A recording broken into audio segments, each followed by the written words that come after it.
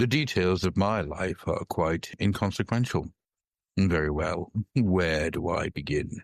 My father was a relentlessly self-improving Beaujolais owner from Belgium with low-grade narcolepsy and a penchant for buggery.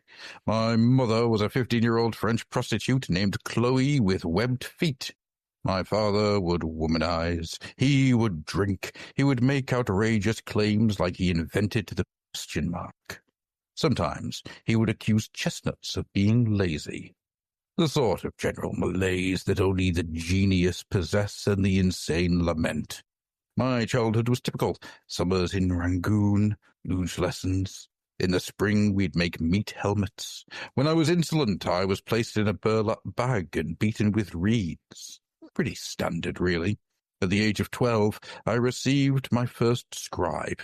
At the age of 14, a Zoroastrian named Vilma ritualistically shaved my testicles. There really is nothing like a shorn scrotum. It's breathtaking. I suggest you try it.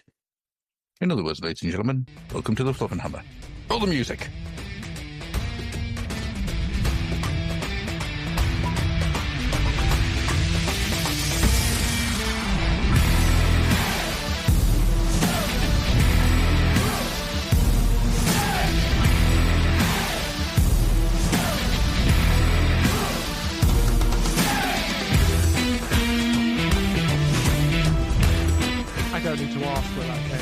Resisting the urge to talk along with you because I know that quote inside out. I've always said Austin Powers is amazing in short bursts. That first film, honestly, the drop-off in quality after that first film is insane. That first film is actually really good. Like, genuinely good. The satires of James Bond are fantastic. They're really sharp. But it also has its own internal stuff going on, like the Dr. Evil character. That speech is fantastic. It's just so funny. It's well written. It's well delivered. It's beautifully framed, you know? Although all the good stuff is around Dr. Evil. He is the main character, you know? Yeah. I always think that the sequence where Powers is kind of getting caught up on history, it's a deeply moving, sad moment of, oh, the joke's just gone away now. Oh no.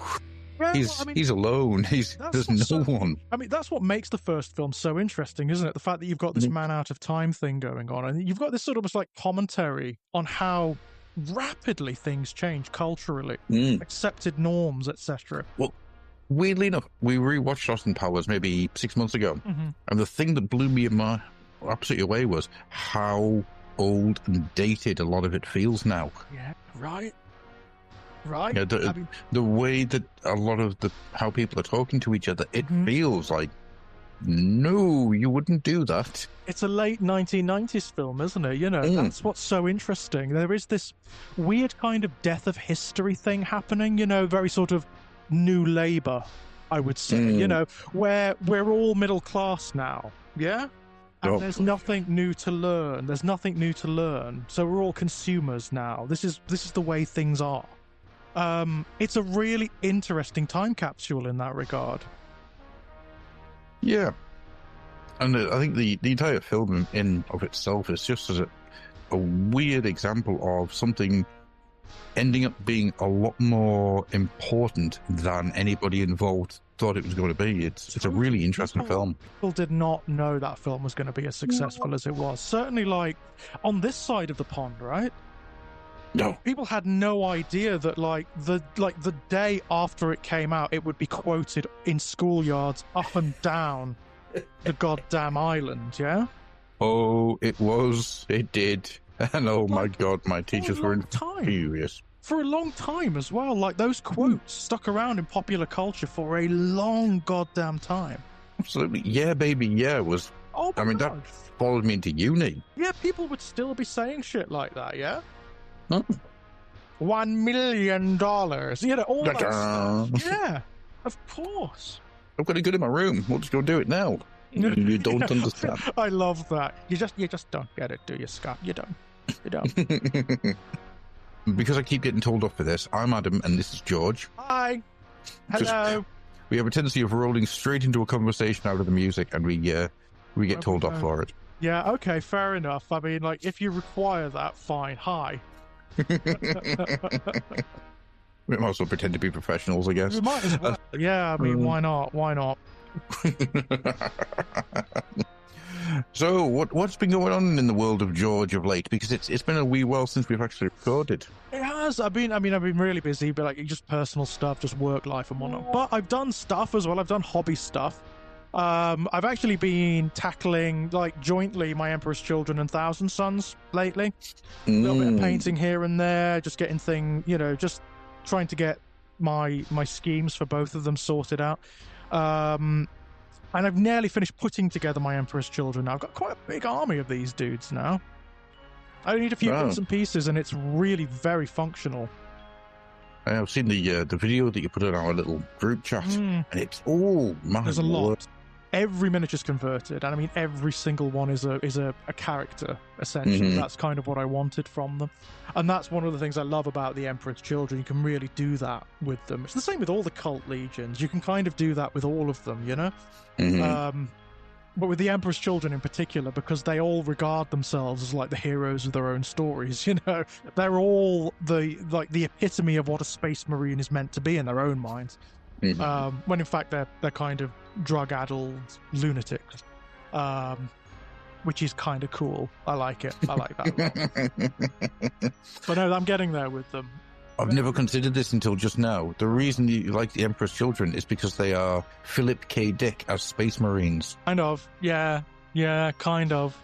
It's really fascinating. I like the psychology of the Emperor's Children. I mean, I'm reading the Fulgrim Primarch book at the moment, and that's really revealing. That's really revealing because, like, his legion, the Emperor's Children, didn't see action for the longest time because it was almost destroyed during the gene seeding process by the blight, that sort of cancerous quality that killed a lot of the recruits who were implanted with the gene seed. Fabius still has that problem because he was one of the earliest recruits of the Emperor's Children, but he's found workarounds, he's found solutions, cloning his own body and implanting himself into different clone bodies and whatnot.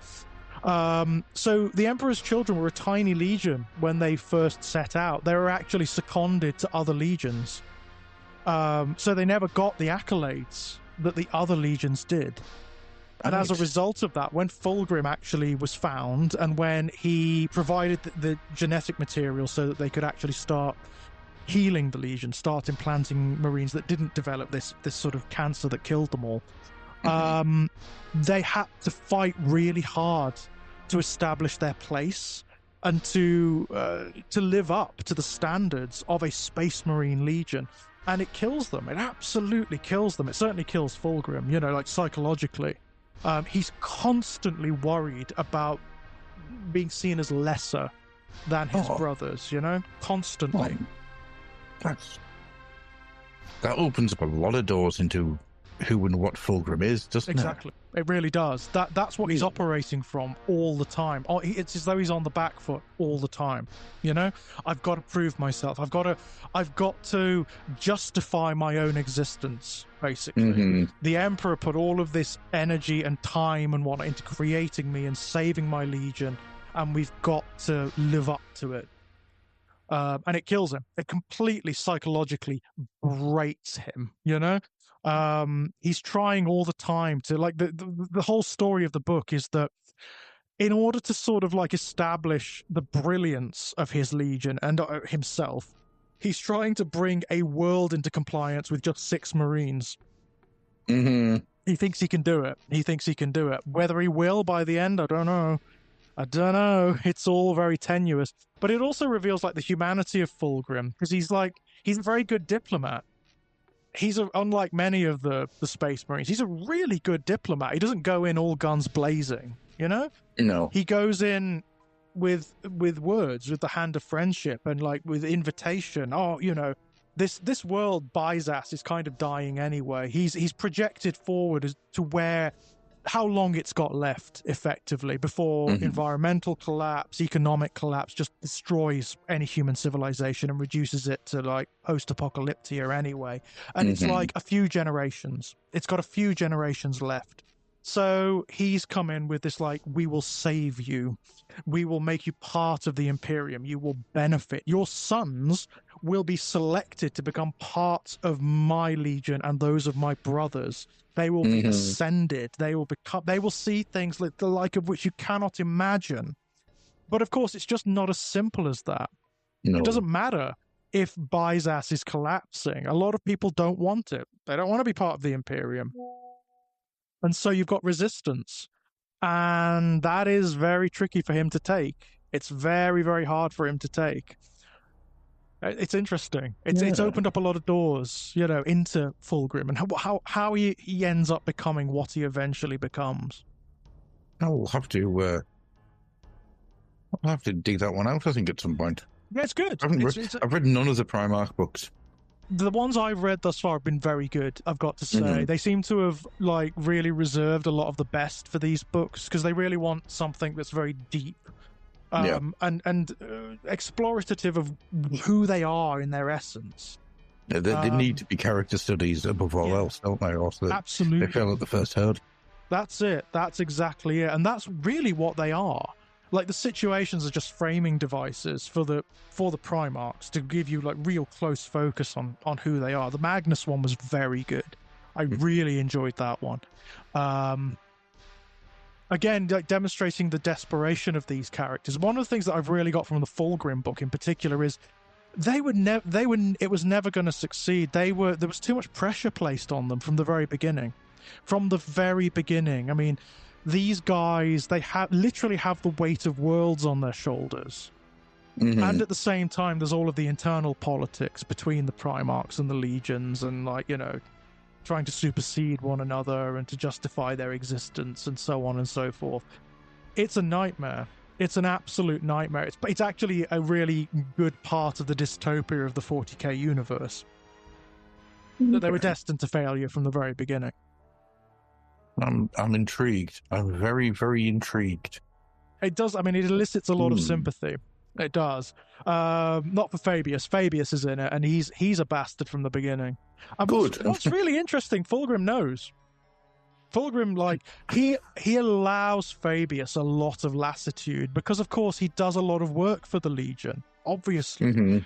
But in this book, he's kind of like, if he steps out of line one more fucking time, if he doesn't get out of his goddamn lab and do as he's fucking told, I swear to God, Because Fabius doesn't respect the chain of command at all. No. He respects nothing. Even at this point, right? Even at this early stage, it's very clear he's kind of already a renegade. None of his Legion like him. They all hate him. They all absolutely despise him. Which is one of the reasons Fulgrim's dragged him along on this venture. It's a team building exercise in that regard. Fabius is not responding well. The first thing he does when he gets on planet is establish himself in the cellars of a mansion and becomes like Sephiroth, in Final Fantasy VII. It's like, I'm gonna conduct my genetic experiments down here then. You've dragged me out of the ship, so I'm gonna do it here. It's so funny. It's so funny in its own gallows way. That's awesome. Fulgrim's trying to make him a team player, and it just ain't working. No. Well, Fabius has never been a team player and never will be. He's definitely. He's a lone star, just off doing his thing. Definitely. There's just no working with Fabius. There's no working with. There is, but you have to be one of his experiments in order for that to happen. That's it. You've got to make yourself useful. That's the thing with Fabius. If you make yourself useful, then you're okay for a time. I did, and it's really interesting that Fabius actually comes off as the reasonable one in that book. When he's actually saying to Belisarius Call, look, we have the same goal. The only difference is aesthetic. We are doing the same things. We have the same goal. We operate outside of the ideologies and the prescriptions of our sides, as it were. We should be working together. We really should. He's right. Is as dark as it is, he's right. If you could just get Robert A. Gilliman, the Lion, Ahriman, Fabius, maybe Eldrad Ulthron, Trazin the Infinite, Orica the Diviner, around a table and just get them to put down all of the fucking prejudices that they've been programmed with, you know? And get them to understand that, you know what, we all kind of have the same goal, ultimately. But it does require, putting down the Imperium, it requires putting down the Emperor, it requires putting down the Chaos Gods, it requires putting down the Necron Empire. You could build something here. There is potential here, you know?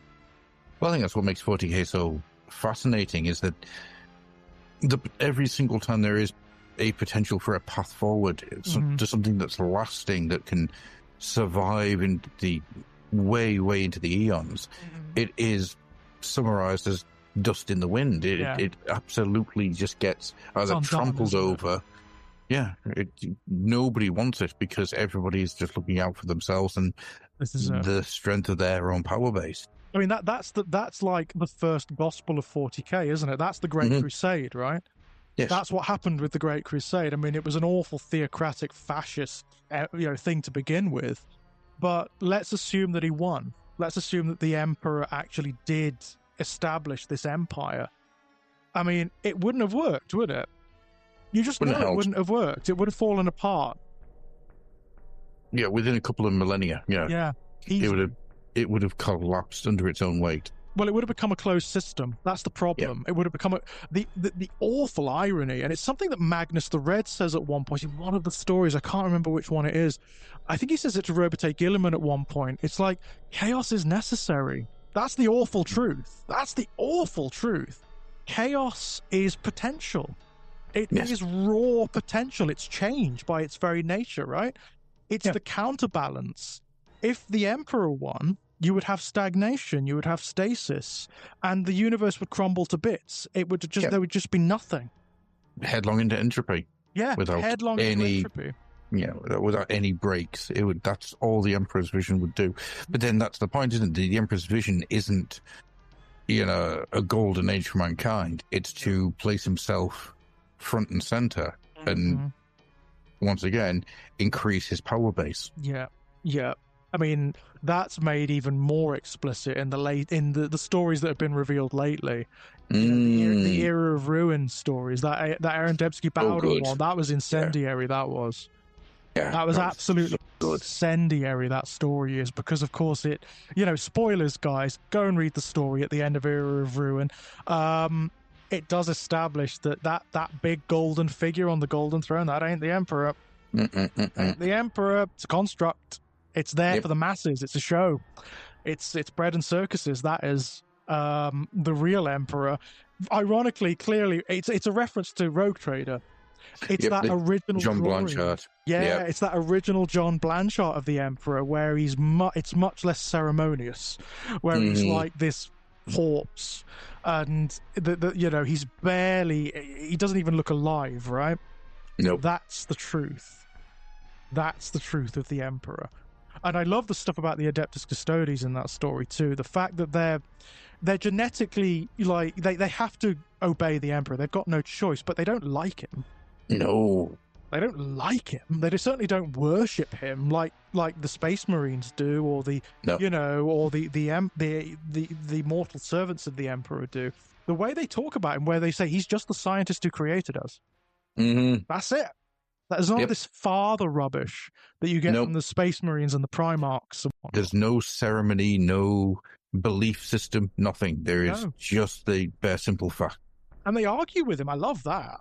I love the fact that they argue with him. Like the narrator one actually tells him, doesn't he? Don't do it. The Primarch Project, the Space Marines, don't do it. Yep. You will come to rue the day. And he also knows, and he says this to the Emperor's face, you're going to do it anyway. I mean, why are you even asking? We know you well enough. You're going to do it anyway. So stop asking, I love that.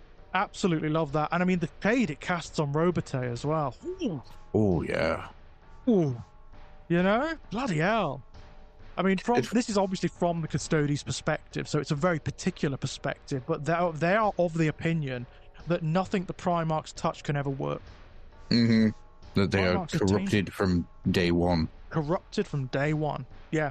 There's nothing they can do that is good or pure or has any potential at all. It's really dark. I mean, it's like, wow, bloody hell. I really enjoyed the era. It's I'm interested to see where the books go from there. Yeah, I love it. Hopefully less than Horus Heresy. Yeah, oh my god. I mean, we know they're doing the Scouring now. That's good. I mean, I'm looking forward to this more than the Heresy books for the simple reason it's just a much more open space. There are a couple of events that we know happen. There's stuff like we know Fabius Bile does a lot of damage in his flight from Earth across the galaxy to the Eye of Terror. We know that the Iron Cage happens, where Perturabo basically massacres almost all of the Imperial Fist's Legion and ascends to demonhood, so that's got to happen. Beyond that, there's the one of the things that they'll almost certainly do is the rubric. The rubric of Aramat will be one of the stories. I've no doubt that'll be one of the stories. The big fight between Fulgrim and Robotay. The one that puts Robotay into stasis for 10,000 years. That'll be a big story. That'll be significant. I hope there's a build-up to it. I hope it's not something that just happened. I hope there's a build-up. That's got to be a big deal, that has. Because, of course, by that point... There's also all the internal politics. Like, I mean, we know that Rogel Dawn does not like Robotay being like the self-appointed regent of the Imperium at this point. Does not like it at all. No. So there's going to be a schism there. There's going to be fights going on there. Oh, there's also stuff like Yagati Khan disappearing into the Webway. Stuff like that has got to happen. Lehman Russ deciding to just up sticks and go into the war, into the Eye of Terror. All of that's got to happen. That's interesting. Scalathrax. Big war on Scalathrax between the Emperor's Children and the World Eaters. That's got to happen. Yeah. That will be big. That could be like a series of novels. That could. Yeah, really good. There's a lot more than I thought there was going to be. Yeah, there is a lot more. You mentioned it's looser. It is looser than the Horus Heresy. There's a very definite time frame in the Horus Heresy, or rather there should have been. Here there's not. Shade Throne. Yeah. I mean, you look at it in retro. I mean, don't get me wrong, there's some good books in the Horus Heresy. There are some really good books, but there's a lot of bad stuff. And there's a lot of, worse than that, there's a lot of just redundant stuff. Stuff that didn't need to be told, you know? Yeah. No. There's the Lehman Russ book where Russ just works his way through the Thor myth cycle. Oh, yeah, that's the Vengeful Spirit, isn't it? It's not good. It's not good. It's just upsetting how much that it's just a by the numbers retelling of the Thor myth cycle. Don't need it. Oh, you shouldn't do it. It's Primarch, they often work best when they are spare, you know, when they're sparingly used. I mean, I don't know what happened to Lehman Russ in the Horus Heresy books, because I don't know whether it was intentional or what, but he's really hateful. I mean, he's a really unpleasant character, you know? Hypocrite, you know? All this bollocks about our psychic powers are all right because they're purified by our world spirit. Bullshit. Still sorcery. Still sorcery, you know? Yep. You're still doing everything you shouldn't be doing. Yeah. Just because you call it something different, you know? I've got more time for the ones who, like, consider their positions, you know? There's a point where Lionel Johnson doesn't know what side he's going to pick. Yes, he doesn't know. Very true. Yeah. Kind of, you know, Yagati Khan is the same. Yeah, he considers siding with Horus as well at one point. And I'm like, I get that. I think that's more reasonable than just dogmatically siding one way or the other, you know? 100%. I can't understand that. You want shades of grey in your characters. Yeah, nothing but good and nothing but bad. And it's one of the reasons that I think the Horus Heresy fails in a lot of ways, is because Horus himself is a cartoon villain. Yeah. Very, very quickly. What really annoys me is he doesn't start that way. He's actually really interesting in the first few books. Yeah. And towards the end, though, I mean, he just descends into... Yeah, it becomes really he does become a little bit dull towards the end. But even towards the end, it's, because he takes that massive step back, as does the Emperor from the main story for so long. Yeah. And every time you hear about him, he just turns more and more into like, oh hell, is it Zordrak from the Dreamstone? Yeah. Yeah. Because that's all he is. He's just sitting somewhere going, bring me the Dreamstone. Yeah. It's do something. I mean, he's also what also makes that so brazen is the fact that he's surrounded by much more interesting characters. Mm-hmm. So Lorgar, way more interesting in these books. Way more interesting. Magnus, much more interesting. Perturabo's got a lot going on in these stories. I find him really, really cool, Look, Percy. I love him. I think he's really good in the Horus Heresy books, quite frankly. I mean, he's a pragmatist. He's a total pragmatist. He is... The reason he sides with Horus ultimately is because he thinks, like, based on calculus, that Horus is going to win. That's it, basically. Yeah, that's... logic. Yep. Yeah, it's pure down-the-line logic, ultimately. And that's really interesting. I love the book. One of my favorite books in the series actually is the one where Fulgrim drags him on that exodus, on that journey into the Eye of Terror. And Perturabo knows that he's playing him. He knows, but he's interested. He's intrigued to see what his brother's up to. And it's when he actually sees, and it's a bit outside of his sphere of experience because it's entirely metaphysical. And it's like, whoa, that kind of blasts Perturabo's preconceptions a bit, that does. That's interesting. Man, you gotta love... one of the things I've always enjoyed, because I've been negative about Horus Heresy, it's not time to be positive. One of the things I do enjoy is seeing how the different Primarchs fit together, how they all kind of act amongst each other. There's some of them have this very forced brotherly relationship. You're trying desperately to have a connection with somebody else. Whilst the other ones are just like, nah, yes, no, taking the piss out of you, mate. Yeah, like Night Haunter, Conrad Kurtz. He's got to be the one who's the most outside of all of them.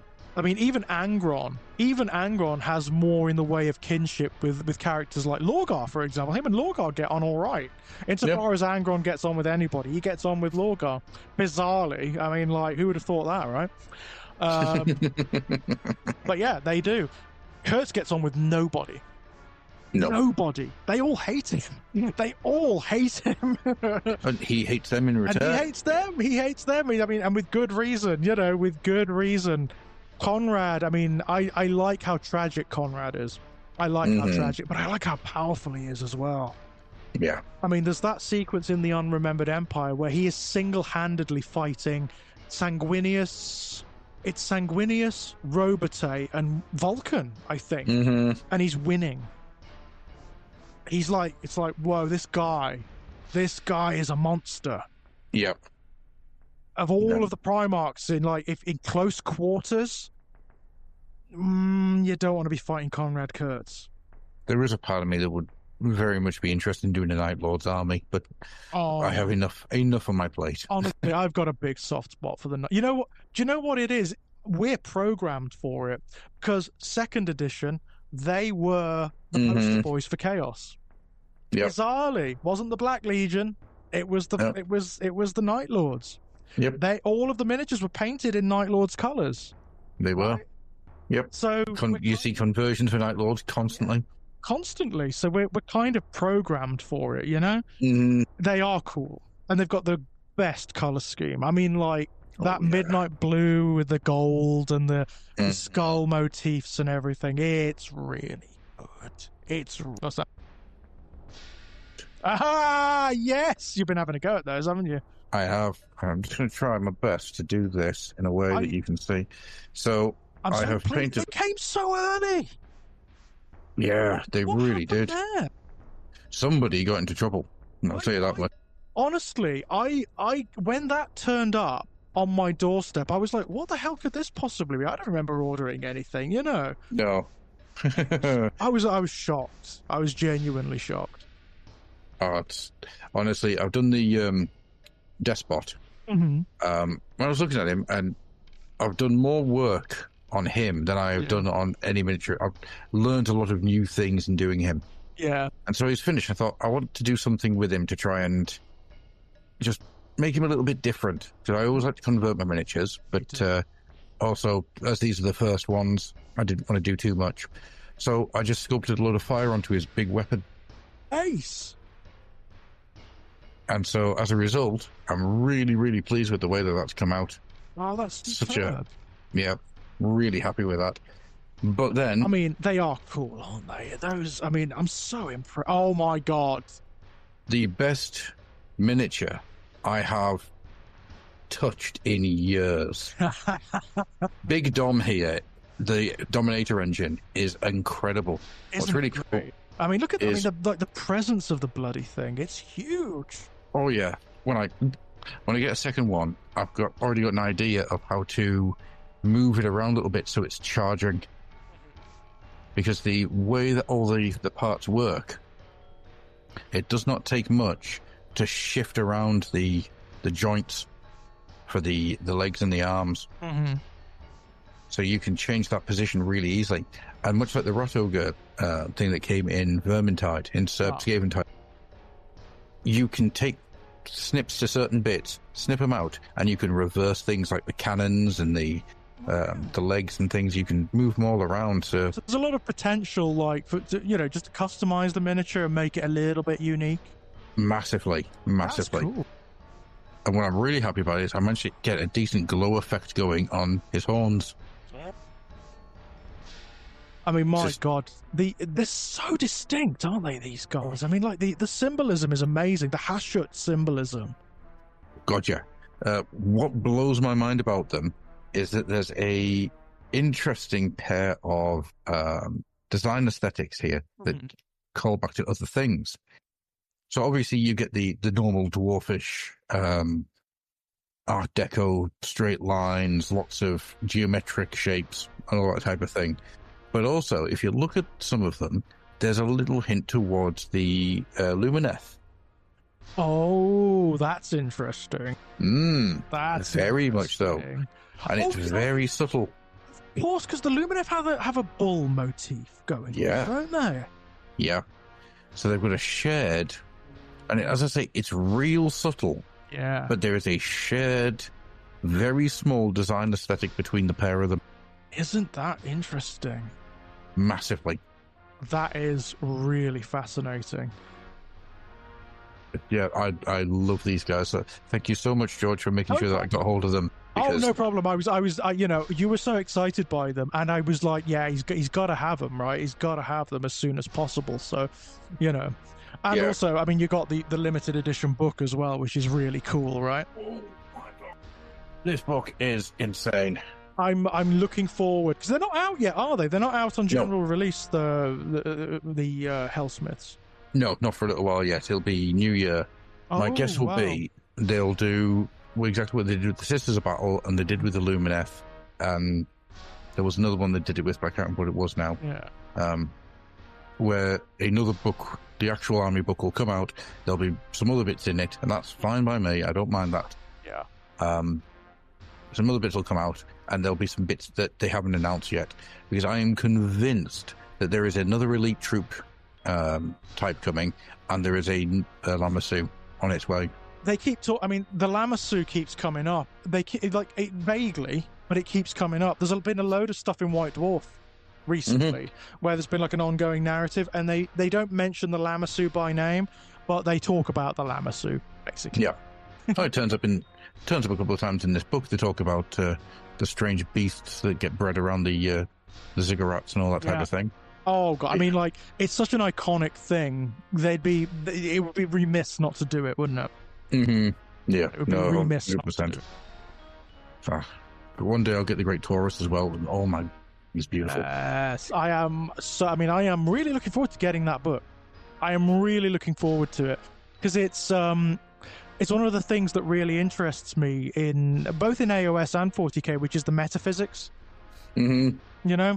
I'm fascinated by how it works, and it changes, of course. I mean, it's not being consistent. Let's be honest, it's changed a lot. I mean, way back when, when the Realms of Chaos books really set it out, because they were the first ones to do it, weren't they? They were the first books that really like established what the Realm of Chaos is, what the warp is, how magic works, and all of that, and how gods work in these universes. Back then, it was established that like it's essentially an infinite pantheon. Mm-hmm. You've got the Great Four, which are the biggest. They're the biggest and the baddest. They're the ones that all other gods are kind of subservient to, or they can eclipse other gods quite easily. And then you've got just this infinite parade of ever-changing, ever-potential, constantly recycling, dying, reborn gods, goddesses, demigods, princes, angels, demons, and all sorts of things. All things within the ether that, depending on ego and strength and abilities and gifts and prizes, can become something much, much more than they ever were in Mortal War. Absolutely. I mean, like the Lost and the Damned, the second Realms of Chaos books even gives you rules for creating your own chaos power. Mm-hmm. Yeah. You can do that very, very easily, And it's changed down the years. Sometimes they've tried to reinvent it a little bit to change the way it is. There was a point, and this was in like the darker days of Games Workshop, I remember, where they were really trying to sort of force you to play in a particular way and to collect armies in a particular way, where they basically said, no, it's just the 4 great powers and everything else is just like an adjunct to them, or it's an aspect of them. There isn't anything else. It's just the 4 great powers and their demons, and that's it. Fortunately, they've put that down again now. Especially, they had to with Age of Sigmar, right? Yeah, Age of Sigmar is based on the very notion that the metaphysics is much more open and fluid than we ever imagined. I mean, mortals can ascend to become gods. Gods can die. You've got that really weird thing as well, where shards of gods can transmit between realities and can be picked up by mortals and can become new gods, like with Morathai Cain, where Morathai is both Morathai and Cain. Yes. He's what's left of Cain and Morathai at the same time. Yep, and it's the 2-part, well, not even 2 halves. The 2 quarters have made a whole. Yeah. And it's fascinating that one of the things that Age of Sigmar has done really well, and in case no one noticed, we're now in the topic. Just straight into it. Didn't even need to do my spiel that I had written out for it. No segue. No segue required. But I do have a cat on my lap now. Anyhow. Yeah, one of the interesting things I think that's happened with Age of Sigmar is that they've allowed space to find ways to return to older ideas. And one of those older ideas that they're really going for now is the rise of the small gods. I'm so pleased they've gone back to it, because like it just opens up the metaphysics so beautifully. And of course, I mean, like from a business perspective, from a pure business perspective, it just means they can produce new gods, new monsters, new demons, new angels, new manifestations, new models based on these things, even entire new races if they want. Oh, absolutely. Absolutely. And it's interesting to me because I think that what we're going to find as time goes along, we're going to have ourselves a multitude of inner god war, so to speak. Because I genuinely don't think that Sigmar is going to end up being the only human god. Well, we know that he isn't. Yeah. Because different places have different areas. But it'd be really fun to pull some of those older gods back. Yeah. The War and, the Frostfather and all of those characters. Shalaya back. Is she? Oh, is Shalaya still around? Shalaya is in the Hellsmiths of Hashut book. No way! Shalaya and another dwarven god who's even older from way, way back, whose name I can't quite remember. But they have mined. So Hashut, the idea that we've got here is we kind of talk about the rise of Hashut and the Horned Rock, because those are the two. And what it means, right? Because it's so fascinating. I mean, one thing which I'm actually really surprised by, because I didn't think they would ever do this, is that they've broken the essential metaphysics of chaos, which is that there were the 4 great powers and that's it. right? Mm-hmm. There can be no more. That's it. They are the four great ones, and all the others are kind of lesser gods, and sort of, Yeah. not anymore. Not No. anymore. It's the five in Age of Sigmar. It's the five great powers. The Horned Rat has ascended to that status now. Yep. The Horned Rat's ascension is created all sorts of cracks in reality, and in the realm of chaos, right? Yep. I mean, there's a great bit. I don't know if it's in the Skaven book, but it's certainly in one of the White Dwarfs where it talks about how the great Horned Rat's realm in the realm of chaos, because all the chaos gods have their own distinct realms that overlap and interweave with one another and swell and shrink depending on the relative influence of those powers in the mortal world. The Great Horned Rat is in like a chasm, an abyss, a crack between the Garden of Nurgle and the Labyrinth of Zeech. Yep. Isn't that great? It is. I love it. Once the Skaven time happened and the Hour of Doom, the Hour of Ruin happened, that crack exploded, and the Skaven Blight just came fully formed, pushing the other two out the way. It's caused real problems. It's infested the Labyrinth of Zeech, and it's overrun the war fields of Khorne. Yep. So you now have these like ghost rats and spirit vermin invading every other chaotic influence. Yeah. And what that means in the metaphysics of the Age of Sigmar is that you're getting a lot of people who are turning to without realizing they're turning to the Horned Rat. Yeah. And it's what Vizek Scour has been out doing. He's been introducing the idea of, these tribes out there. No, why do you pray to the blood god when you could, the Great Devourer will bring you food. Oh, absolutely, yeah. It's changed the nature of the Horned Rat, hasn't it? His ascension has changed because he didn't care about worship before. No, he wasn't powered by worship. He didn't need it because the Skaven were just fanatically dedicated to him anyway. Yep. But now that he is a full-fledged power and he requires a little bit more, he's become a bit more akin to the traditional Chaos powers in that he kind of likes being worshipped, like openly worshipped. So there are actual cults to the Horned Rat now. Mm-hmm. And of course you've got Vizek Scour, who is like the manifestation of that imperative. Yeah, he's a vermin lord, so he's a demon of the Horned Rat, a greater demon of the Horned Rat. But he represents that need for worship, that desire to be the fundamentalist aspect of the Horned Rat. He's an evangelist, isn't he? He's the evangelist of the Horned Rat. And he's upset. I mean, he's caused ructions even within the metaphysics of the Horned Rat's own cult, hasn't he? Because who's the big vermin lord? What's his name? The one who presides over the Council of 13. The one who was the highest of the high up until Vizek Scour erupted into being. He's not happy. Screech Vermin King. That's Vermin King. I was reaching for my book there to try and get it, and it's like he doesn't like Vizek Scour at all. No, the pair of them are they've become the two heads of what Skaven society is turning into. Mm-hmm. You've got Scour, who is very much the word of the Horned Rat is law. Yeah. Everything must be in purpose of the Horned Rat's plan.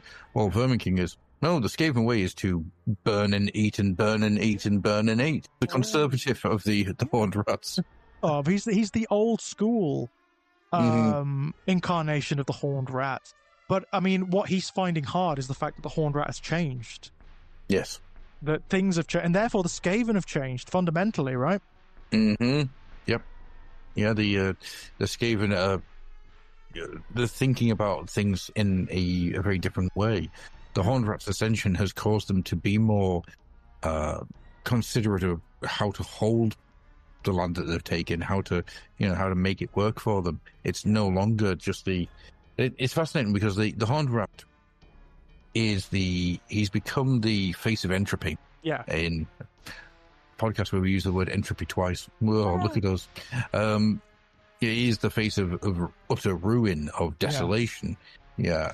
And what's really cool is that in the Hellsmiths of Hashut book, you're seeing that from the other side, not the organic breakdown of the land, but an industrialized version Yeah, and I mean that's something I absolutely love about the Hellsmiths and about the dynamic between the Horned Rat and Hashut, because all of the Chaos Powers have their dynamic opposites, obviously to balance out, right? They're ideological opposites. So Khorne has got Slaanesh, Nurgle has got Tzeentch. Yeah, it seems to me that the Great Horned Rat and Hashut are also on opposite poles. The Hellsmiths book goes out of its way to give you that as a concept.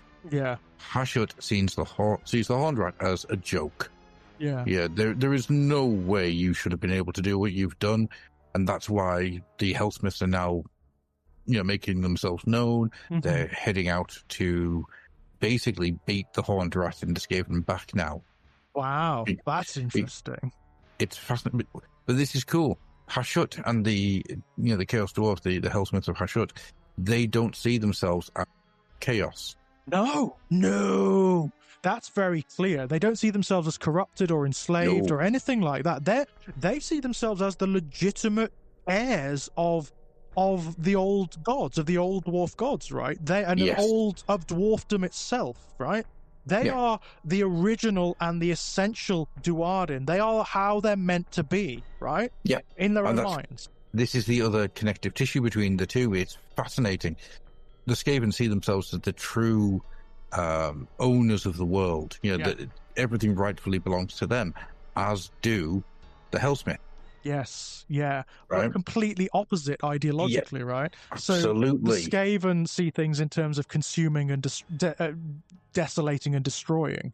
Yes. The Hellsmiths, they're kind of like lawful evil, aren't they? They're the lawful evil incarnation of chaos. So they're chaos as tyranny.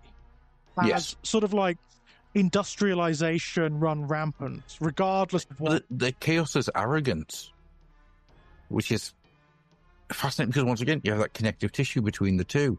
The Skaven are arrogant to a fault. They believe that they are the masters of everything. They are the master race. They are the everything that exists is theirs by right, because they see themselves as being the perfect living creature. They are the perfect race. The Hellsmiths see everything as being theirs because it is owed to them. Yes. Because every time Hashut, when he was on walking the mortal realms, he was doing everything he could for his people. He was constantly working and working and working. There's a wonderful piece in the book where he is plowing, not with machine, not with horse, but by himself. He is just in the field plowing because it needs to be done. And it's, you're seeing the downfall of Hashut and how he's doing these things, and it's not coming from a place of he's being charitable. It's no, I will do it because none of the rest of you are good enough to do it. And this is where you get Grungi, all the other dwarven gods, all the other ancestor gods. He sees them as just being pitiful. Hashut is just, none of you have what it takes to survive. Yeah. You won't get your hands dirty, right? That's the whole thing, isn't it? You won't get your hands dirty. It's almost like there's a class division between them almost, isn't it? Hashut will get down in the dirt. I mean, I love the ambiguity of it as well, because I mean, I don't know whether the book says this or whether it is from the perspective of the Hellsmiths, whereby that it could be absolutely true. That actually could be true. Well, there's this entire thing of Valea is the last one of the ancestor gods to see Hashut before he turned to chaos fully. Yeah. Right? And it says no stories exist of what it is they did, but she betrayed him. She tricked him in some way. And in retaliation, she was struck down. Yeah. And he saw Valea as the sister. He was the closest to her than he was to anyone else. So in that moment, in that arrogance that he had, that no, you can't do this to me because I am better than you. Yeah. It is this amazing sequence of, you cannot stop me. What are you doing? What are you trying? And in return, you're done. Yeah, they're relentless, aren't they? They're all about control and dominion. Yeah? There's nothing that can stand in their way, and nothing that can survive what they see as progress and expansion. They're empire builders. they're all about control, aren't they, ultimately? Yeah. I mean, that's one of the more interesting facets of them, actually, the rewriting of the Chaos Dwarfs. So, yeah, they are corrupted by chaos, but it doesn't control them. It's the other way around. Yeah. It's the other way around. It's one of the main facets of the Hellsmith's Creed is we were not corrupted by chaos. We broke chaos. We broke it, yeah. Demons fear them, don't they? Demons are afraid of them. Yeah, when the demon smiths start like pulling things out of the chaos wastes, out of their own chaos, I should say, they try to escape. They're constantly trying to run, and the idea like a bloodletter is getting pulled into one of the Ziggurats, and it's like, oh god, no. Worst thing that could happen. Yeah, worst thing that could happen to a demon, right? Yeah, because he's going to be burnt on the Soul Forge. Yeah, reduced to raw energy, right? Mm-hmm. Yeah, fantastic. I love that. It's a very similar, like, just a very subtle shift in dynamic than what happened with the Necrons in 40k. You know, when they shifted them from being the slaves of the Catan to the Catan being enslaved by them. Yeah, that seems to be a very similar thing that's happening here, and I love it personally. I love it. I think it's a great dynamic shift. I adore them. Like, in the same way that the Skaven got this very slight tweak in order to just make them work, make them do something. These guys are very much the Chaos Dwarfs from the 90s tweaked. Yeah, just subtly, tiny little refinements, That concept being dropped in of and exploring what and who Hashut was, it gives them all such character, and they are truly, I think these are going to be my go-to guys. I imagine, I thought they were going to be, you know. I mean, one thing I wanted to ask, this version of Hashut, and it may not be explicit, I don't know, is it the original Hashut? Is it the Hashut from the old world? Or is it like a fragment of him? Or is it... They've never concerned themselves with explaining it. Brilliant. But what they kind of do is say that... And it's something that a lot of the AOS Dwarven stuff has done, is that they hint at the idea of these godhoods being titles. So the ancestor gods... different mortals or whatever, they will ascend to take that title. So interesting. So Hashut may be just somebody that worked his way up the ladder, so to speak. So he may have been a mortal dwarf or Duardin at one point, like the others, right? Or he could have even been like a mortal Duardin who had a shard of the original Hashut. Yes, like Morothai with Cain. So one of the things that is interesting here, and once again, it's only hinted at, it's never really explained, and that's absolutely fine by me. I'm really pleased by that, actually. Yeah, it's is that when the mortal realms first started getting populated, when all these souls were being reborn, it's not just the mortals that were reborn, and we've seen this happen. The gods themselves got reborn on the mortal realms and brought back. Yeah. But it's not just the gods who were alive at the end times. Right, okay. The way this works is every soul in the mortal realms isn't just the people who were alive when the end times happened. It's every soul from the old world. Including the gods, yeah? Yep. Interesting. So that means all the others are around as well, somewhere. Yep. In some way, shape, or form. They have opened the door with this. And as I say, it is just at the barest hint of being hinted at. But it's there, and it means that there is a door open now for them to do whatever. Yeah, that's great. That's brilliant. Again, this is what spurred the conversation, isn't it? The way they've opened up the metaphysics in AOS, and this is brilliant. This is absolutely brilliant because, like, it just expands that multiverse even further. Oh, 100%. I mean, there's this entire. I mean, there's like the in the Gloomspite book. There's this entire thing about how the bad moon is Skarsnik, and the little moon that follows him around is Gobbler. Gobbler, yeah. It's so cool. That's so cool. I love it. It's amazing. But that's the type of thing that Age of Sigmar is able to do, because it's such a giant, wide, somewhat prog rock scenario that you can play around in. I mean, like, even early on, when they did things like the imprisonment of Slaanesh, I mean, that's huge. Yeah, that's such a big deal for people who've like stuck with this mythology since the early days. the notion that one of the Chaos powers can be ripped from the Pantheon and imprisoned is like, what? And that's become like a driving narrative, of course. Like, it's a consistent narrative in the main game, but also a driving narrative for the Hedonites, yeah? Mm-hmm. And for Slaves to Darkness, actually, because Archaon's been involved in that quite a lot. Yep.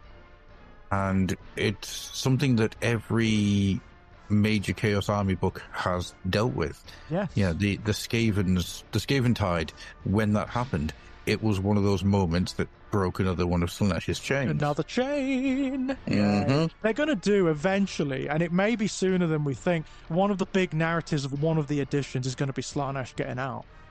100%. And it's going to be fucking huge.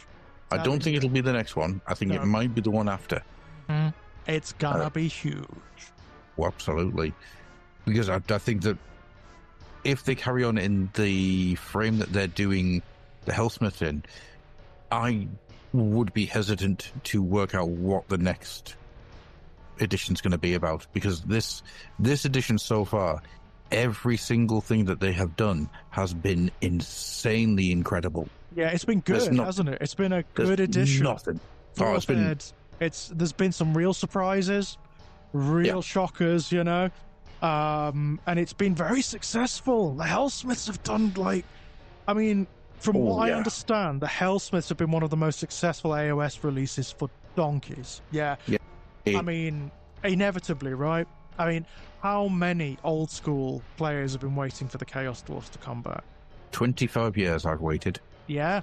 And also, I mean, this is the weirdest thing. The first real official release for them, right? Like, because they were weird back in the old days, weren't they? They didn't have their own army book. They just had this White Dwarf thing, which is kind of weird. White Dwarf Presents. Yep. This is the first ever Chaos Dwarf army book. Yeah. Oh my god. You know, it's it's awesome. It's awesome. So pleased. I mean, I've gone through this book like 3 or 4 times now, and I'll probably go through it another 3 or 4 times more, because there's so much in there which I absolutely adore. Yeah. The fact that the Chaos Dwarfs have been set up to be like a nemesis to the Skaven. I love that. And that dynamic, that new facet of chaos that they represent, because none of the other chaos powers, none of them represent the tyranny of chaos. You know, the chaos has civilization. Yes. Because they have civilization. They absolutely have civilization, and it works. It's functional. It's just tyrannical. Totally, utterly. It's about dominion, isn't it? It's about debts, isn't it? It's about owing people things and having control over each other, yeah? Yep. One of my favorite things is how the Chaos Dwarfs viewed the other dwarf. You know, the idea that the Caradron ran away to the skies to, escape chaos. It's like, we broke the back of chaos. Yeah. You ran away. They regard them as weak, don't they? They're like, they regard them as cowards and as weak and as like, you aren't dwarfs. You're not even real. You're not real dwarfs, you know. Yep. You ran away. They have this mentality of, we are the true Duardin. Yeah. Everybody else is the Fire Slayers. You are there hammering pieces of your god into yourselves. Our god comes to us and grants us boons. Yeah. The Caradron, you're up there in the sky, you ran away. Very much so. Very much so. They're wonderful little capitalist bastards who don't believe in anything. They don't believe in anything but money. My motherfucking money. Sorry, I watched Big Money Rustlers the other night, and that's been in my head. Go watch Big Money Rustlers, people. It's so much funnier than you think it is. My motherfucking money. But yeah, it's one of those things where what we have right now is the Chaos Dwarfs and the Caradron, who are both very, very strong aesthetics and personalities, and my god, it's making the Fire Slayers look left behind. Oh god, they've got to do something with them, surely. Maybe this is going to be a good sort of stepping stone for the other Duardin, right? Surely they could do like a proper release of the, because the concept is there, isn't it? The potential is there. I want them to go back to like the fiery Avatar dwarfs, you know? Yes. Where their beards are made of fire and where they're like, you know, they're wielding fire. I mean, for me, that's the way to go with them. Absolutely. Because the problem with the Fire Slayers as they stand right now is they're just naked dwarfs. Yeah, just naked dwarfs, yeah. And they're very old school, aren't they? They just look like the Slayers from Fantasy Battle. I'd actually argue they look less interesting than the Slayers because they don't have that Trish Morrison, Ali Morrison look to them. That language isn't on them. They need, I mean, we've said this so many times on this podcast, but they need AOSing, right? Properly AOSing, like the Skaven, like the Hellsmiths, you know, like the Lumineth, like the Sylvaneth. They need AOSing. But I always find it crazy that the Fire Slayers were one of the original releases for AOS. You had them, the Iron Jaws, and the Stormcast. Yeah. How is it the Iron Jaws and the Stormcast hit the ground running? And the Stormcast have had a bit of an overhaul since then.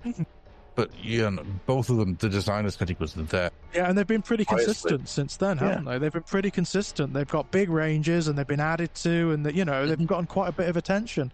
Fire Slayers, I mean, just been left out in the cold a little bit. Not with the amount of fire that they've got. No, the idea that like dragons, bring dragons into them, you know. Well, why they don't have a fast-moving sort of salamander mount? I don't know. Something like that, you know. Fire elementals. Yes. Bring fire elementals. You know, stuff powered by flame. Yeah. Stuff like that. You know, it could be so cool. They could do so much with them. You know, why they have no flame cannon type thing? I just don't understand. I really don't. Get it. Don't get it. It's weird. It's really weird. But they could. I mean, like, I imagine it will happen eventually. They're not gonna beast men, these guys. They're not gonna squat. No, I don't think. Especially since I mean they're mentioned quite a lot, aren't they? In the more recent fluff, they're mentioned in the background. So, you know, somebody somewhere loves them. You know. Yeah, definitely. They just need that big refresh. They need that. Yeah, no, they really do. And I think if somebody sat down and they repainted the ones that you see with like a cracked, fiery skin, it would go a long way into giving them a bit of personality. Yeah, a little bit of something extra, yeah. But, I mean, the cracked, fiery skin, that's probably going to be too close to the Chaos Wolves. Too close to the Hellsmiths, because they've got that wonderful rock thing going on. That's awesome, isn't it? And again, I'm so glad they've retained that. Yeah. So, my paint scheme for the skin is now purple, grey, and then a Wraithbone dry brush. And it gives them this lovely, lovely skin. From what I understand, they don't care either, right? No. They almost wear it like a mark of like favour, of accomplishment. Yeah. I mean, the fact that you've got this little dude here who's the musician, and the reason he's the musician is because he comes across with a Hobgot holding a gong. Oh, poor Hobgot.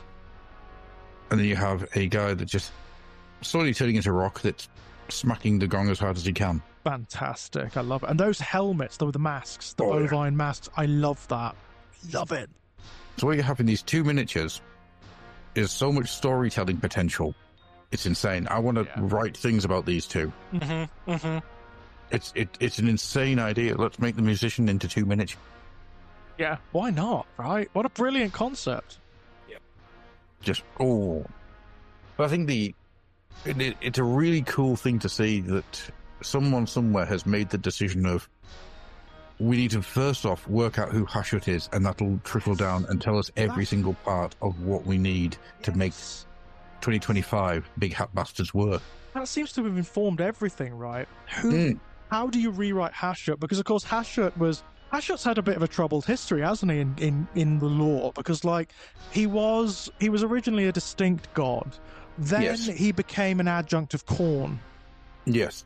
I believe. Then he became Be'lakor wearing a mask. Yes, it was Be'lakor for a while, wasn't it? For a little while. Because you had those cultists that were that were basically, they were wearing Hashut masks. Mm-hmm. But it was Be'lakor. It was Be'lakor. They could even weave that in now. I mean, Hashut could be angry that Be'lakor, pretended to be him or stole his thunder a little bit. That'd be interesting. I'd be all up for that. Ooh. Not that Be'lakor would care, but, No. I mean, Be'lakor's basically a dark god in and of himself at this point, so, Oh, yeah, I mean, Be'lakor's turned from the first demon prince into his own power, and once again, it's... Pretty much. He is a small god. He's a demigod, isn't he? I mean, he's on the same level as, like, Nagash or Alariel, the incarnate gods. Mm-hmm. And he has that weird, because of the distinct nature of his remaking, of his ascension, he's a little bit more independent than most creatures of chaos. He operates outside of the purview of the chaos powers. Yeah. And often he's operating in direct opposition to anything Archaon's do. Yes, he doesn't like Archaon at all. He has a real problem with Archaon. And it's one of the things I'm looking forward to finding out is how does Archaon and the Hellsmith kind of tally together. Yeah, I mean, given Archaon, Archaon is actually really quite smart and quite intelligent, and is often as much of a diplomat as he is a warrior. I mean, he's even made accord with the Skaven. I mean, like he actually helped to orchestrate Vermin Doom, didn't he? Yep. So he did. I can see him getting on reasonably well with the Hellsmiths. Like making alliances with them. Oh yeah, I think there's very much going to be alliances made, because who else is going to make his weapons?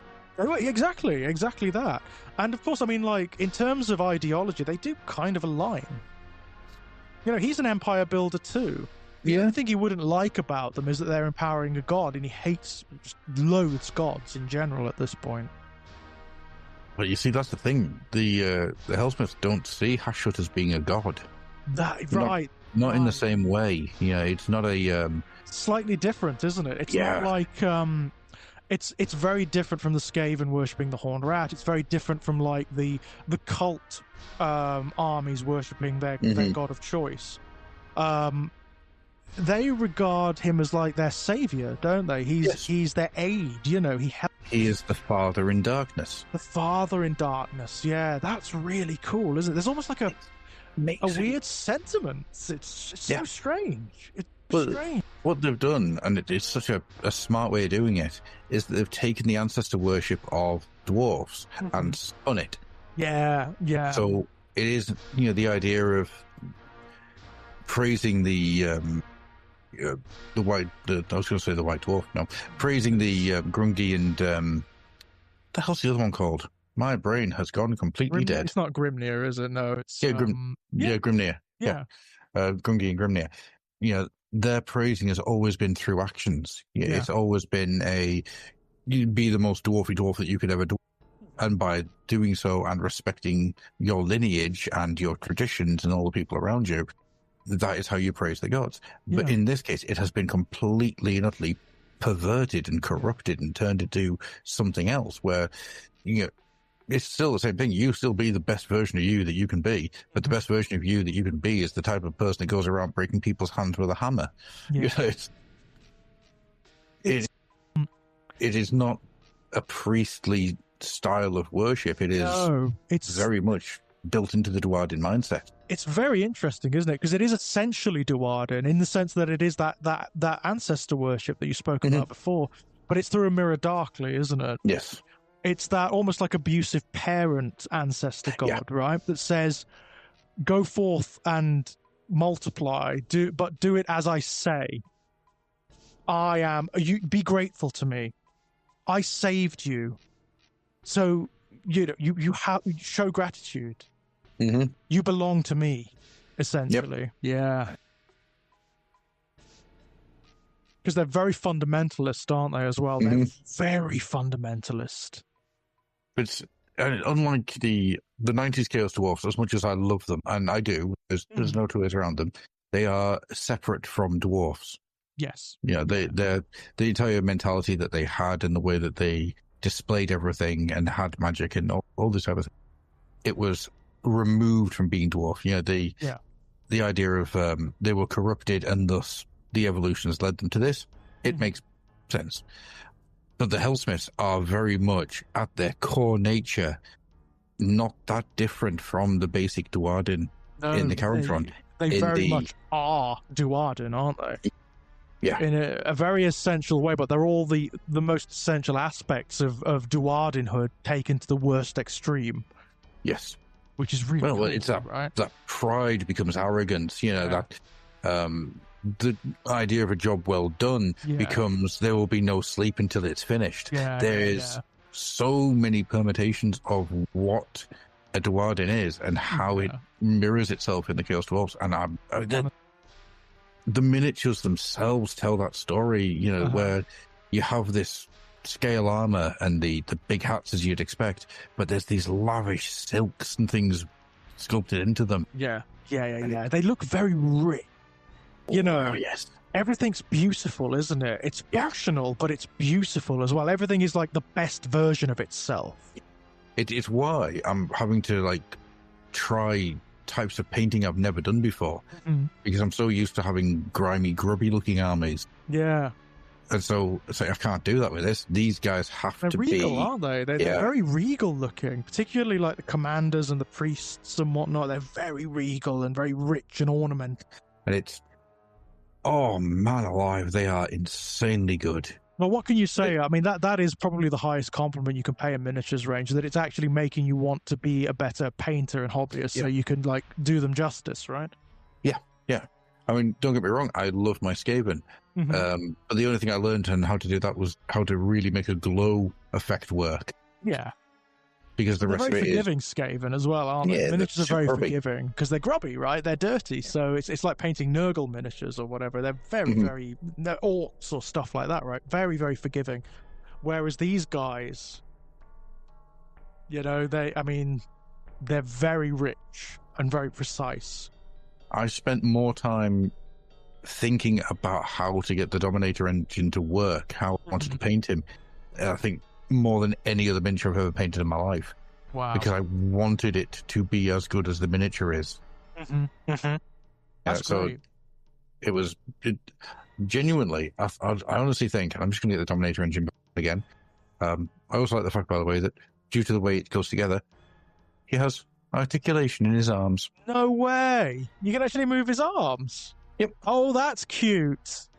So I'm looking forward to possibly tomorrow when I'm having a game where he's going to be standing with the arm straight until it's time to fire. Then I'm just going to point the arms at whoever he's firing at.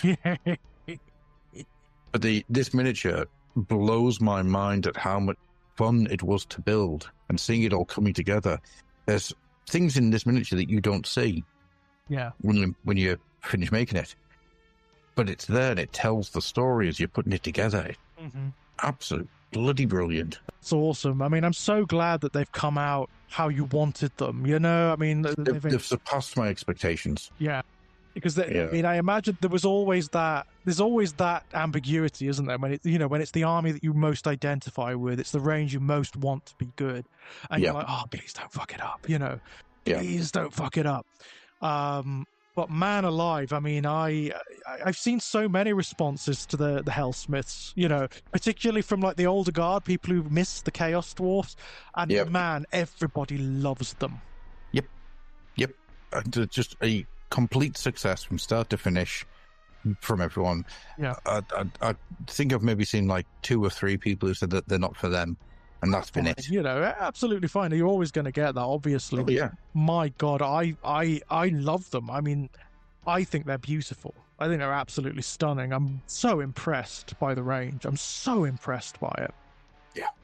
Yeah, me too. But it's also that narrative thing that they've introduced. I love the background for these guys. I love the metaphysics. I'm so excited by what it potentially means. There's a thing here I wanted to read. Because it gets across exactly who they are in such a wonderful way. Let's get my reading voice on. The realms belong to us. Duardin have always been masters of the land. Let none deny that we are the truest of our kind. When chaos came, we did not shame ourselves with retreat. Through the perfection of our smithery, we mastered the substance of ruin. Now it burns in our forges, it rages in our bloods, it screams from our guns. Ours is the will. Our will is the hammer that pounds in the deep. It breaks the earth, it fells the forest, it remakes mountains. Through shattering stone and soul, we leave our foes as to serve our ambitions. The realms belong to us. We demand it. It shall be. Yeah, love it. Love it. Genuinely incredible. And there's a sequence in the book, and it's all about just how the demon smiths do their work. Do their thing, yeah. Yep. It's a complete breakdown of how the demon smiths and that the Chaos Dwarfs do not use hammers. Okay. Oh, no, of course. There's only like one miniature that's got a hammer, is that right? Yep, that's right. So a hammer is the sign of who they were, not who they are. Yes, not who they are. So obviously the hammer will be used in smitheries and places like that, but it is not given any favor. Yeah, yeah. The hammer is not special. Wow. And the fact that this is the type of thought process that went into this blows me away. That's it, isn't it? That's really what it is. There's so much consideration and love being put into this. Mm-hmm. Which is it's not something you always see, right? I mean, we can all think in our minds of like releases that just have been a bit half-assed or just haven't had the same oomph as others. Yeah. This they've put their whole arse into, and then some. Oh, 100%. The entire team's asses have gone into this. Yeah. Yeah, they have written the shit out of it. There's no other way of putting it. It's great. I had the same feeling when the Lumineth came out, you know? An army, I just, I mean, like, derived from one of my most loathed armies in Warhammer, the High Elves, sort of like, For me, it's like, what's the point? The Tolkien Elves, they're boring, really dull. Love the Lumineth. Love them. I love what they've done with them. I think it's so interesting because, again, it's this consideration. It's the fact they've put thought into it. They've reinvented them. They've teased out little ideas that existed before and emphasized them massively. Mm-hmm. I love it. This is when AOS is at its best, insofar as I'm concerned. 100%. It's why I adore AOS because when they make the effort, they create something truly spectacular without fail. Yeah, I at this agree. point in time, the Fire Slayers and the Ogres are the only ones that are sitting there as being there. Everything else, especially in this edition, is amazing. I'm not sure about the Ogres. They might not have their time. They might go the way of the Beastmen. But the Fire Slayers will have their day. There's no doubt in my mind they will get it eventually. They will get their Hellsmith's treatment. Yeah. Somebody somewhere will come up with a concept that makes everything together. Yeah. There's no doubt in my mind. There is no doubt in my mind. In fact, relatively soon would be a good time to do it, to kind of like counterpose the Hellsmiths to them, right? Yeah. I mean, maybe towards the end of the edition, that's probably a good time to start reworking the Fire Slayers a bit. Yeah, absolutely. I mean, the whole metaphysics thing, it's something they're doing in 40k too. I mean, they really sort of they made it absolutely manifest in the miniatures range, so now they can't change it back. When they introduced Vashtor, yes, suddenly you've got this new chaos power, an incarnate chaos power, right? A lesser power, but a power nonetheless, described as a chaos god, right? Mm-hmm. The keeper of the Hellforge, right? Almost like Hashut in 40k, very strangely, very like Hashut in 40k. But what he has demonstrated is, there's this whole potential pantheon of demigods and divinities that swirl around the greater chaos power, and which have influence over the great game. I mean, the thing about Vashtor that makes him interesting is he's the arbiter of it. Yes. So he keeps it awesome. Isn't it great? Isn't it wonderful? None of the great powers will ever turn on Vashtor. Ever. No. They will never do it. because he is the broker of it. Yep. He sits in the He's center. needed by everyone. Yep. He's made himself impenetrable. Indispensable, this guy is. And isn't that brilliant? Absolutely. Also, one of the most reasonable chaos powers as well. When he manifests in the background, it's so interesting because he's not insane, he's not like manic, he's not as desperate as the other demons are. You know, whenever demons manifest, it's normally to feed themselves, isn't it? You know, they need to harvest the emotion of living beings, you know? So they're rapine or they're violent or they're monstrous. Vashtor talks a lot. He's a bit of a chatty Cathy, actually, in the books in which he occurs.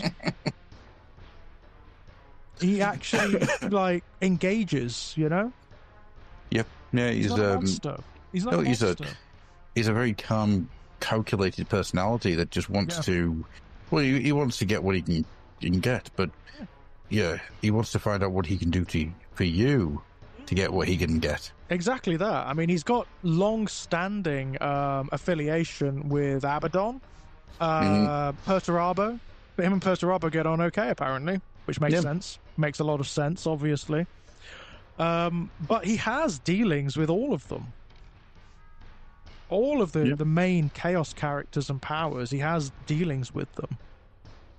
And it's fascinating, isn't it, how much these little changes to the law, you know, creating these new personalities that fill a void, changes the landscape of the setting. More, please. Oh, gotcha. Just more. If they can come up with a decent concept for a like chaos demi power, bring it on. Bring it on, because all it does is it refreshes everything. It makes it so much more interesting. I mean, you can get... I mean, like, there's no reason now why you can't make a Chaos Space Marine army dedicated to Vashtor. And it's...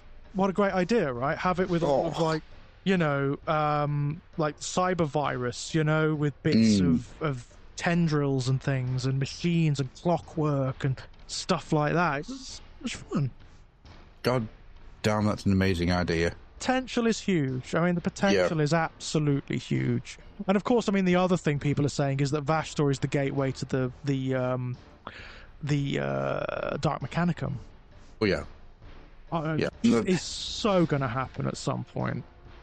It's one of the things that I'm considering at the moment, because we keep hearing rumors that there'll be a Space Marines in the next edition of 4K, which I will believe it when I see it. There's always been Space Marines in the starter box. I don't see it happen. There's a lot of weird rumors flying around at the moment. I mean, one of the oddest ones I've heard, but it's really consistent, is the fight. Like, you know, we're coming towards like the end of 10th now. You know, we're in the latter days of 10th now. And they always do like an ending narrative. You know how they did the Leviathan narrative at the beginning? Yep. Well, there's going to be an ending narrative. Obviously, they always do an ending narrative. And the scuttlebutt is that it's about pirates. It's all of the piratical elements of the 40k universe. So it's the Elder Corsairs, it's the Drukhari, some elements of the Orcs, and also Huron Blackheart and the Red Corsairs. The scuttlebutt is they're going to get a big release.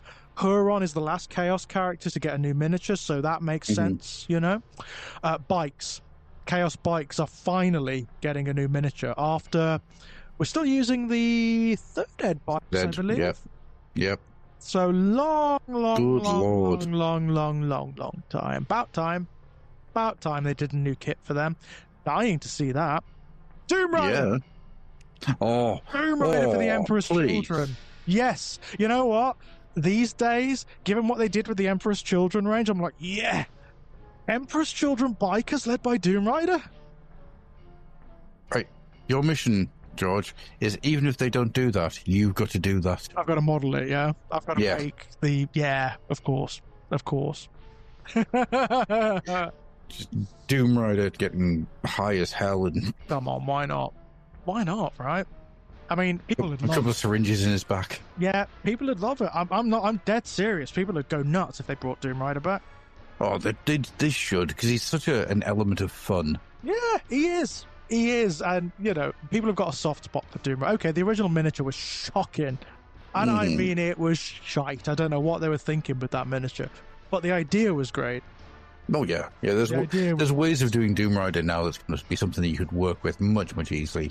Oh, totally Easier. Well, considering that, like, they introduced a new character for the World Eaters, what everybody calls the Lord Avocado, which is the Lord Invocatus, but everybody calls him the Lord Avocado. There's no reason why not. Absolutely no reason why not at all. Bring back Doom Rider as, like, the other special character in the book alongside Lucius. Mm-hmm. And it would actually plug a nice gap in the Emperor's Children army, actually, to have a biker force. That'd be great. Cool. Although they'd have to work hard to balance it. Yeah, that army rule is that Thrill Seekers army rule where they can advance and fall back and charge and shoot.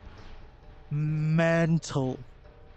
Yeah, that with bikes might be a bit weird. Might be difficult because that means they could get a turn 1 charge. Yep. Easy. Yep. Easy. I can see why they're not doing that. Yeah, right. But it would fit. It would fit the Emperor's Children like you wouldn't believe. They should have bikers, there's no doubt. No, I'm totally inclined to agree with you on that. Drug-fueled, crazy, lunatic bikers. That's absolutely what they need. I'm so addicted to the speed and the thrill of it. Yeah, the hunt. Yep. All that stuff. Yeah. It fits the Emperor's Children so well. Yeah, I mean, like, even in AOS, like, I mean, I've just got the Blades of Corn book for AOS, the 4th edition one, and it's so interesting because of what they really try to do in these books is give not just the gods their own voices, but, like, the people who worship them. Because, of course, in AOS, chaos is the standard. Almost all of humanity worships chaos in AOS. They're like the bastions of civilization, and the other churches and cults, they're in the minority. And the worship of corn is the most widespread, obviously. And they've gone to town really giving these guys a voice. I mean, pointing out how and why people fall to corn worship. And a lot of them derive from those early days. When Sigmar retreated and shut the gates of Azir?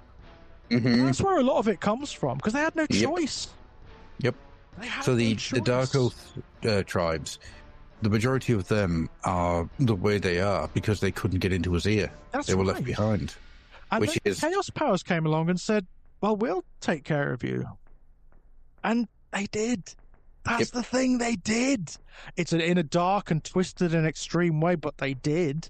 Yep, no, 100%. So, I mean, a lot of these guys, they see Sigmar as a betrayer and as the encroacher into their lands, I mean, the thing about the followers of Khorne, of course, is, I mean, the Dark Earth don't like them at all. They don't get on with them because you can't trust them, obviously. No. Once the heads have been taken, they're going to turn on you because all they care about is kill. That's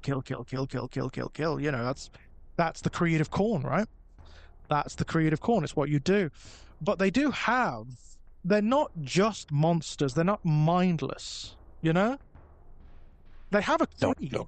They actually have a creed, and they do it for a reason. And one of the big emphases in this new book is that, how Slaanesh represents the utter exaltation of ego? It's all about the self. The funny thing about the worshippers of Slaanesh, they do worship Slaanesh, but it's almost like they don't really care about that very much. It's about them. It's all about them. Self-worship. It's all about self, and through worshipping the self, they worship Slaanesh, right? That's the way it is. Khorne is the exact opposite. Khorne represents the death of ego. In the worship of Khorne, you lose everything. Your entire personality becomes subsumed into the endless killing. And there's like this simplification that happens where all of the concerns, all of the confusions, all of the doubts of life go away. And you have this utter simplicity and honesty. That's the other thing. The word honesty comes up all the time in this book when you've got the Bloodbound and the followers of Khorne describing their god. They talk about how he is honest. He's the truth.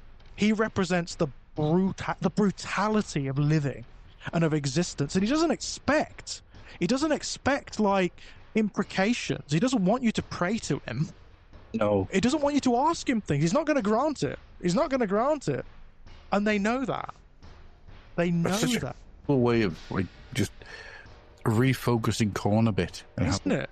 Isn't it wonderful? I love that. I think that's brilliant. I think that's really, really cool, where they regard themselves bizarrely as the most selfless entities in existence. Mm-hmm. It's nihilism given purpose, isn't it? Yeah, that's exactly what it is. It's nihilism, but not in the way that Nurgle represents nihilism. Yeah. It's nihilism with motive force, you know? Yeah. It's really cool, and it makes Korn actually one of the darkest of the Chaos Powers. I think there's the name of the podcast, Nihilism with Motive Force. Yeah, right? Because all of the other Chaos Powers, I can see how you could have civilizations dedicated to them, and there are. There are civilizations dedicated to them throughout the realms. They're talked about in the books, you know. I mean, Slaanesh is a god of civilization, obviously. Yes. You know, he's all about the you know, without civilization, you don't really have Slaanesh, you know? No, you don't. Tzeentch is kind of the same. Yep. Tzeentch is the high towers in the academy. Yeah. Absolutely. The politics, obviously, the manipulations of politics and whatnot. Even Nurgle. I mean, the funny thing about the civilizations of Nurgle is that they represent the cycle, so they rise and they fall. Yes. You know? And then new things rise in their place. Exactly that. But there are civilizations dedicated to Nurgle. There absolutely are. There are none dedicated to Khorne. There are none. In fact, they are antithetical to civilization. They regard civilization as weak. Nothing. Yeah. In fact, they regard the building of things as unholy. The only thing Isn't it great? Isn't it great? The only things they will bear the making of are weapons and armor. That's it. Anything else? That gives the idea of like these moving blacksmiths and forges and things. That's a wonderful image. Oh. There's a great sequence in the book where it talks about how some of the tribes of Khorne have even stolen steam tanks and refashioned them into these massive land boats with spikes and things that rage across the landscape. Carry them to the next battle. Shit, I want to do that. Isn't it great? I mean, they should do that. They should make that as a model. They should make that as a model. Definitely. Khorne steam tank would be amazing. Yeah, it's such a good idea. Love that. Isn't it great? I mean, like, Khorne, for me, is the least interesting of the Chaos Powers. He's just the one that doesn't appeal to me as much, you know? Yeah. My God, have they not made him interesting in this book? Have they not made him interesting? They have. Once again, it's what AOS does, and it does better than anybody else. Find a concept, hang everything up from that concept, and you'll just find the rest of it trickles down. It's amazing. They've tried to find, because it's like, it is very difficult to write Khorne from a mortal perspective. It's like Nurgle, right? It's trying to get that hook. How do they get their worshippers? Because on the face of it, it looks like insanity, right? It looks absolutely mental. Why would you possibly... I mean, under Khorne's worship, you're going to end up dead, right? You're never going to get to the end of the path. You're never going to get to the end of the path. You're going to end up dead. But this actually makes a lot of sense of that. Because a lot of the worshippers of Khorne are people who have given up. Yeah. There isn't anything else for them, you know? I think it's, was it Dark Oath or was it God Eater? I can't remember which. But there's a character in one of them who he is just absolutely broken. Yeah, everybody that he's ever loved is dead. Every place he's ever wanted to be is gone. Yeah, there's just nothing left to him. And so in that darkest of moments, he does that. He turns to Khorne. Yeah. The sword then goes in his hand, and he's given the person the will to go forth and find the people that need to die. Exactly that. Need to die. Yeah. And that's the first step, because the killing never stops with Khorne. He's given you the road on that. You will do this objective, but this is not the end of your life.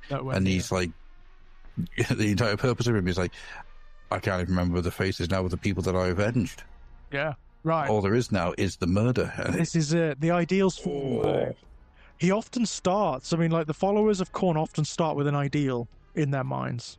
You know, they can be revolutionaries. They can be people who are furious at the state of civilization and they're trying to make it better, But it falls away after a time. It's like Slaanesh, right? A lot of people who worship, begin down the path of Slaanesh don't realize that they're They're heading down that path. They're artists and they're intellectuals, but things become excess in Slaanesh. They become obsession. Mm-hmm. And then it's not enough. It's not enough. So you've got to go. You've got to take it further. You've got to take it even further. You know, and it's kind of sad in a way, because a lot of the people who are taken in by Slaanesh, they don't realize until they've got to that point where they do something terrible and they overstep their bounds. You know. And then that's where it really starts to cascade. That's where you start contemplating things that are outside of your morality. Yes. You know? Yeah. And then that's it. The whole world opens up then. But after that first transgression, it's never good enough again. No. You've got to go further. You've got to go further and further and further. And like Khorne, in a weird way, like his antithesis, Khorne, Slaanesh won't give you up. He won't let you go after that. No, he's Rick Astley. Yeah. In fact, Slaanesh technically is even more ghastly than Khorne, because Khorne is just killing, right? It's one thing. It is just one thing. It's brutality. Slaanesh, it's way worse. It's way worse. You know? Yeah, because it's a variation of acts. Yeah. It could be anything, whatever whatever the vices that got you into worship. That's it. It's that taken to the nth degree, whilst Khorne is always just here is the go forth and kill. Yeah. The worst they will ever do to you, the followers of Khorne, is kill you. And they'll probably do it quite quickly. They'll do it quite quickly, unlike the followers of Slaanesh, who will take their time. Yeah, they'll do it quickly because they're going to get on to the next person. They've got to. It's that driving need, isn't it, of following Khorne? You know, you've got to do it. There's even those models, the Skull Takers, and what they've got to do is they are on a path called the Eightfold Path, and they have to take 8 skulls a day for Khorne. 8 worthy skulls, and if they don't, he punishes them. That's the bargain. That's the bargain you've made, and that is every day in your life. And they can't just be any skulls either. They've got to be worthy. It's brilliant, isn't it? It's absolutely brilliant. Whereas, I mean, the followers of Slaanesh, do they enjoy what they do? Yeah. Oh, yeah, they get incredible delight and pleasure out of what they do, but it's desperate. Mm-hmm. It's really desperate. It's the pleasure of the drug addict, you know. It's the constantly having that moment of epiphany from having the fix. Yeah. That doesn't last, and you then need to start searching for the next. That's it. And when, you know, part of Slaanesh's gift is that everything becomes welcome.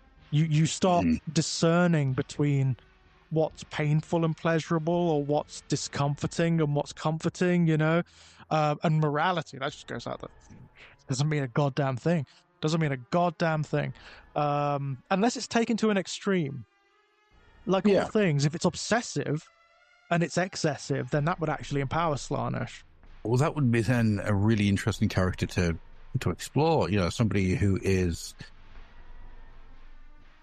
sticking within their morality to a point, you know, where everything is constantly being offered to him, and that denying is the thing that's giving him pleasure. And as a result, that would be a fascinating character. Isn't it? So someone who takes like asceticism to extremes. Yeah. That would also empower Slaanesh. You can't get away from him. This is, I mean, one of the ways they've rewritten Slaanesh recently, in like particularly in AOS, is that the other gods are afraid of him. Mm-hmm. They're really afraid of him because he has tendrils in all of them. Yeah. Because they're all gods of obsession and excess too. All of them. Yeah, so they're all emotional. Yes. Yeah, they feed on the emotional residue from actions. That's it. So everything that empowers them also empowers him. Yeah. And they are all terrified of returning to that time, like at the beginning of AOS, when Slaanesh overpowered them all. Yeah. When he like eclipsed all of them. They're terrified of returning to that time. Which creates a very interesting thought process, actually, because both the Horned and Hashut are not gods of emotion. Yeah, they don't feed upon the emotive reactions to events or to actions. They are fed by just the actions. Yeah, it's interesting, isn't it? They are a different, slightly different species of power. I mean, Hashut is apart from the Pantheon, isn't he? Yes, he is. He's kind of operating in his own space, and he probably wouldn't want to ascend amongst them anyway, because he doesn't get on with them, does he? He doesn't like them. No, no, unless he could stick Khorne in a boot. You know, that there's no way. Yeah. If you could enslave them, then he'd be happy, right? Oh, yeah. Which always, I think, creates an interesting idea of what is Hashut's long-term goal. Yeah, is it to, find Slaanesh and then go, oh, there we go. There's my major weapon. Yeah, maybe. Mm-hmm. Maybe his goal is to overpower them. That'd be interesting. Yeah, it's certainly an interesting concept. And like a war in hell, right? A proper war in hell, yeah?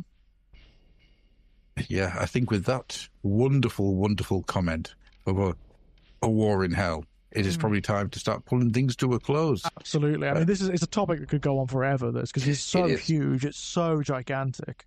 Well, you can tell it's a good one because I've just looked. Holy shit. Okay. Yeah, that's good. Really good stuff.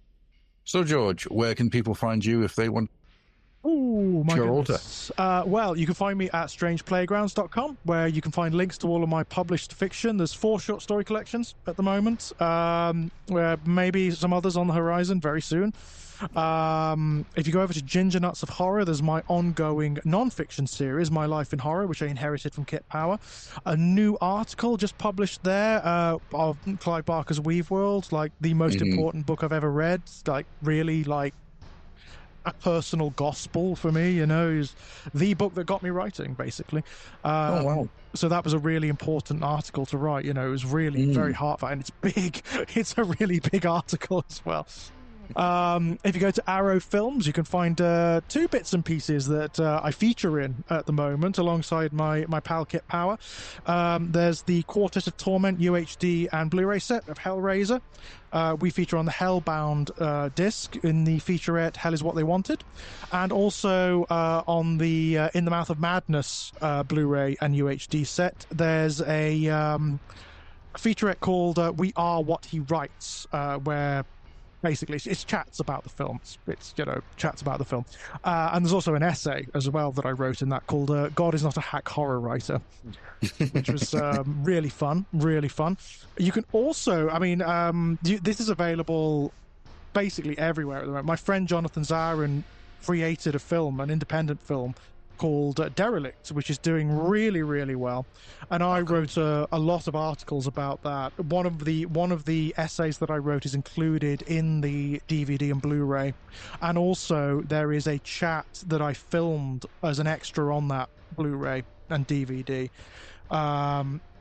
which is it's a very prolonged and in-depth chat about violence in cinema and about censorship and stuff like that. It's very, very in-depth.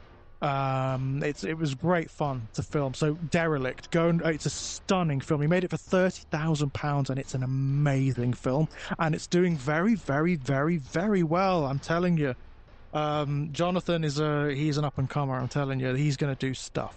Is Mr. Zhao. So add that to my October watch list. Derelict is really, really good. I can't believe he made it for £30,000. It looks like a film that's been made for at least 3 or 4 times that. It's ridiculous, honestly. He's a talent. He's an absolute talent.